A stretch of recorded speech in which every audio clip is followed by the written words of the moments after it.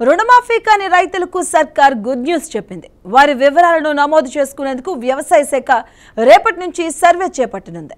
అర్హులై ఉండి ration card లేక ఇతర కారణాల వల్ల మాఫీ అవ్వని అన్నదాతల ఇంటికి వెళ్లి వివరాలు సేకరించనున్నారు.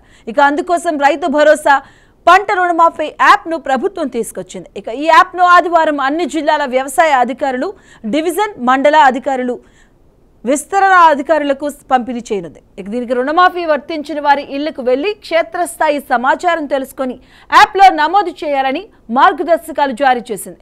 నమోదు అనంతరం రైతుల నుంచి ధృవీకరణ పత్రాన్ని తీసుకోవాలని, స్థానిక పంచాయతీ కార్యదర్శి సంతకం తీసుకోవాలని సూచించింది.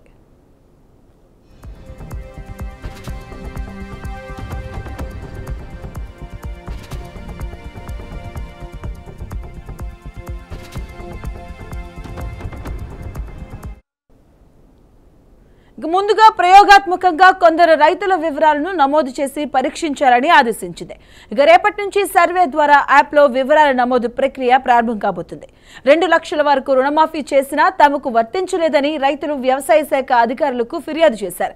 వారి ఖాతాలను తనిఖీ చేసినప్పుడు రేషన్ కార్డు లేదని, చాలా మందికి కుటుంబ నిర్ధారణ కావాల్సి ఉందన్న కారణాలు తేలాయి. ఇక రుణమాఫీ వర్తించిన వారి ఫిర్యాదుల పరిష్కారానికి ప్రత్యేక యాప్ను రూపొందిస్తున్నామని వ్యవసాయ శాఖ మంత్రి తుమ్మల నాగేశ్వరరావు ప్రకటించారు. ఇక దానికి అనుగుణంగా యాప్ ను అందుబాటులోకి తీసుకొచ్చారు. కాగా 2 లక్షలు దాటిన వారి విషయంలో రుణమాఫీ ఎప్పుడు చేస్తారని వెల్లడించలేదు.